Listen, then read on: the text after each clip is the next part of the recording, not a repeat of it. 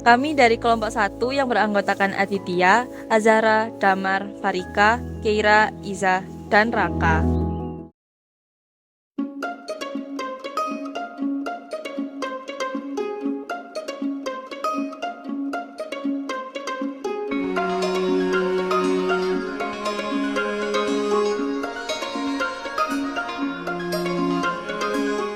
Tujuan kami di sini, kami ingin menempuh tugas dari Bu Nini Suwani mengenai materi Kerajaan Kutai dan Tarumanegara. Selamat menyaksikan.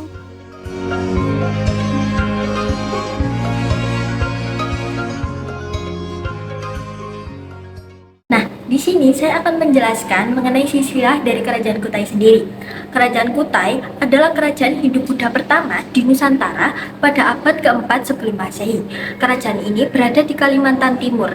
Nah, kerajaan ini sendiri dicetuskan oleh Aji Batara Agung Dewa Sakti pada abad ke-13. Nah, didirikannya kerajaan ini sekitar abad keempat oleh Asmawarman sebagai pendiri dinasti kerajaan Martapura. Kerajaan Kutai sendiri pernah mengalami keruntuhan pada tahun 1935 setelah masa pemerintahan Raja Mula Warman berakhir. Kerajaan Kutai dipimpin oleh Maharaja Dharma Setia. Sejak saat itu, kerajaan Kutai dinyatakan runtuh karena terjadi perebutan kekuasaan antara kerajaan Kutai Martapura yang memeluk agama Hindu dengan kerajaan Kutai Kartanegara pemeluk agama Islam. Kerajaan Kutai ini mencapai puncak kejayaannya pada masa pemerintahan Raja Mulawarman, ditulis dalam Prasasti Yupa, di mana saat itu dikatakan Mulawarman telah melakukan upacara pengorbanan emas yang jumlahnya banyak. Emas tersebut dibagikan kepada rakyat. Selain itu juga dijadikan sebagai persembahan kepada para dewa. Peninggalan Kerajaan Kutai yang penting dan tersohor adalah 7 buah prasasti Yupa yang bertuliskan dengan huruf Palawa dalam bahasa Sanskerta. Yupa sendiri merupakan tugu batu dengan tinggi sekitar 1 meter yang tertanam di atas tanah. Nah, silsilah kerajaan Kutai sendiri dimulai dari Maharaja Kudungga, raja pertama kerajaan Kutai. Silsilah kerajaan Kutai tercatat dalam Prasasti Yupa dari kitab silsilah raja dalam negara Kutai Kartanegara.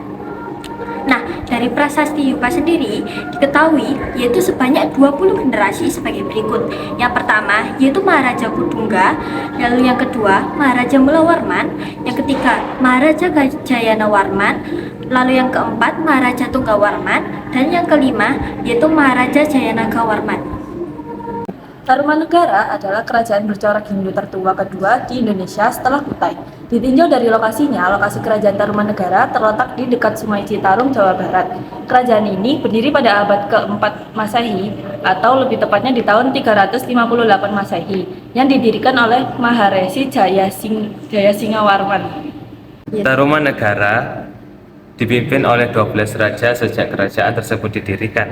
Dari 12 raja, hanya 2 di antaranya yang diketahui merupakan keturunan langsung dari raja sebelumnya, yaitu Raja Dharmayawarman, putra dari Raja Jayasingawarman, dan Raja Candrawarman, putra dari Raja Indrawarman.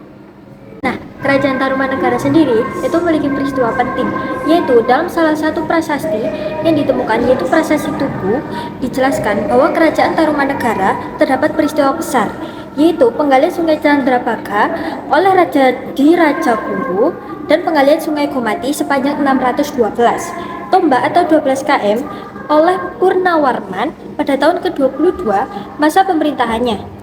Penggalian sungai tersebut merupakan gagasan untuk menghindari bencana alam. Peninggalan Kerajaan Tarumanegara yang terkenal adalah Prasasti Tugu. Prasasti ini ditemukan di Bekasi, Jawa Barat. Selain itu, Prasasti Tugu peninggalan Kerajaan Tarumanegara lainnya adalah Prasasti Klaurutun, Prasasti Kebun Kopi, Prasasti Jambu, Prasasti Pasir Awi, Prasasti Maura Selaten, Prasasti Lebak, Prasasti Batu Jaya, Arca Wisnu Cibuya, Naskah Wasgakerta. Kesimpulan yang dapat kita ambil dari video tersebut adalah kerajaan Kutai yang didirikan sekitar abad ke-4 Masehi oleh Asmawarman adalah kerajaan Hindu tertua di Nusantara yang terletak di Kalimantan Timur. Kerajaan ini dikenal sebagai 7 prasasti Yupa yang ditulis dalam bahasa Sanskerta dan huruf Pallawa. Puncak kejayaan Kutai terjadi di bawah pemerintahan Raja Pulawarman yang dikenal karena upacara pengorbanan emas. Kesimpulan yang dapat kita ambil dari video tersebut yaitu Kerajaan Tarumanegara yang berdiri pada abad ke-4 Masehi di Jawa Barat didirikan oleh Maharaja Jayasingwarman. Kerajaan ini juga bercorak Hindu dan dipimpin oleh 12 raja, dengan 2 diantaranya merupakan keturunan langsung dari raja.